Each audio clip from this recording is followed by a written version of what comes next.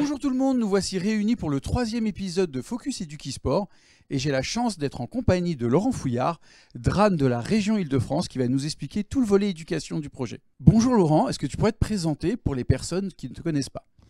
Bonjour Rémi, bonjour à tous, très heureux d'être parmi vous aujourd'hui. Donc Laurent Fouillard, je suis délégué pour la région académique Île-de-France au numérique éducatif, c'est-à-dire tout ce qui est numérique dans la salle de classe pour les élèves et pour les enseignants.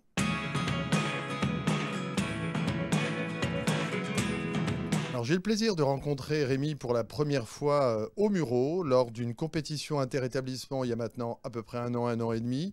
Je venais d'arriver, je prenais mes fonctions de délégué au numérique et je découvre cette compétition sur le département des Yvelines et c'est là que je fais la rencontre de Rémi et je découvre donc Armateam et le dispositif Edukisport qui est mis en place. Alors en effet, en plus, tu es arrivé au bon moment parce qu'il y avait une super ambiance, c'était dans l'amphi Oxygène Factory et je me souviens que tu avais été assez impressionné vraiment du dynamisme des élèves et de l'engouement, etc. Et d'ailleurs, c'est peut-être ça aussi qui a donné l'idée à l'Académie de Versailles de participer à ce projet Edukisport. Alors c'est vrai qu'il y avait une émulation ce jour-là, hein, une vraie passion, des élèves enjoués, très motivés, ultra concentrés, qui travaillaient en équipe tous, et on voyait bien déjà un peu la stratégie qui se développait entre les équipes. Et puis la finale était l'apothéose de ce moment sur la tribune ou l'estrade en tout cas de cette merveilleuse salle. Et le jeu en compétition tout de suite nous a séduits dans cette opération.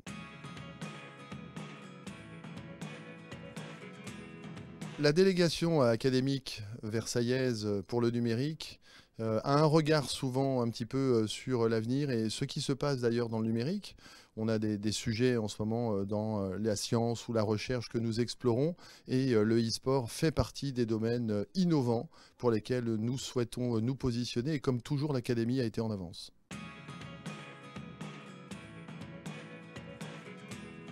Les établissements qui ont voulu candidater ont pu le faire grâce à un courrier qui leur a été adressé où nous avons fait appel à tous les établissements collèges et lycées des 4 départements de notre académie.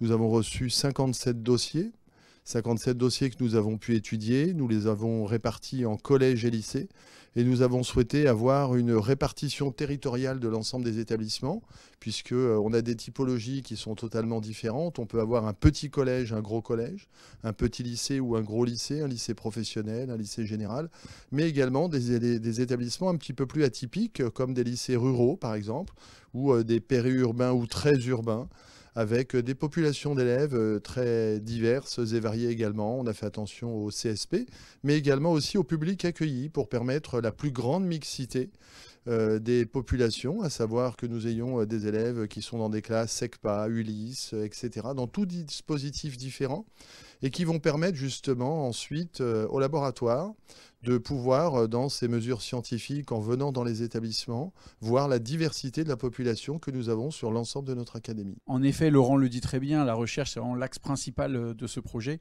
Et c'est vrai que pour la recherche, c'était important d'avoir des profils très différents d'établissements. On a la chance d'avoir le même dispositif dans 20 établissements. Donc l'idée, c'était évidemment de ne pas prendre 20 fois les mêmes, mais plutôt de voir en effet les populations différentes pour justement voir l'impact, que ce soit au niveau du climat scolaire, que ce soit au niveau du relationnel entre les élèves et les professeurs, les élèves et les élèves. Et ça, on s'est vraiment dit que si on pouvait avoir des établissements très différents, et je remercie l'Académie de Versailles, parce que sur le coup, on a vraiment, que ce soit au niveau du territoire et au niveau des populations, tout ce qu'il faut, tous les ingrédients pour mener à bien la recherche.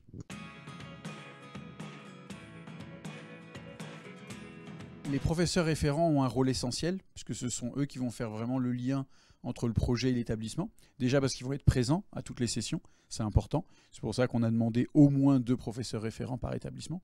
Mais en plus parce que c'est eux qui vont gérer la logistique, de la sélection des élèves et on va dire de la vie avec l'établissement. Comme vous savez, hein, on est au cœur de l'établissement, dans une salle de classe, mais il se passe beaucoup de choses autour.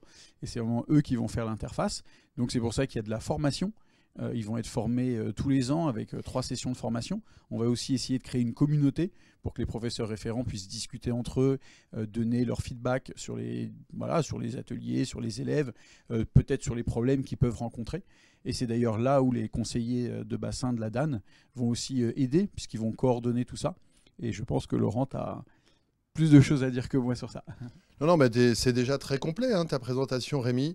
Les référents, avant tout, ce sont les porteurs du projet à l'intérieur de l'établissement. Alors certes, le projet, bien évidemment, il est validé par le chef d'établissement, le principal ou le proviseur de l'établissement. Mais avant, ceux qui portent le projet tout au long de l'année dans l'établissement, ce sont les référents. Ils ont une mission d'abord d'accompagner les ateliers aux côtés des animateurs Armatim, mais également, ils ont une mission importante, c'est celle de rayonner ou de faire rayonner ce projet au sein de l'établissement. Et ça, c'est un enjeu essentiel.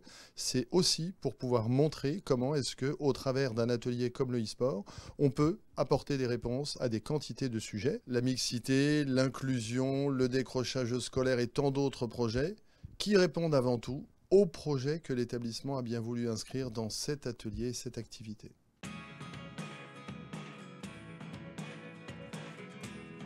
Au niveau e-sport et éducation, clairement l'Académie de Versailles est loin devant les autres académies pour le moment, hein. C'est pas pour te faire rougir, mais c'est factuel. Nous, on a essayé, puisqu'il y a un devoir d'essaimage dans ce projet, de discuter aussi avec l'Académie de Créteil. Donc on va commencer des ateliers, alors qui ne feront pas partie du projet Éduc-e-sport, mais dans lequel il y aura en effet de l'éducation à l'intérieur des classes de collège. Aujourd'hui, la dame de Créteil est plutôt... Elle observe. Elle regarde surtout ce que fait la DAN de Versailles. Et sinon, on sait qu'on a été un peu sollicité par d'autres départements, d'autres rectorats sur l'intérêt que ça pouvait apporter. Donc je pense que cette recherche sera très suivie.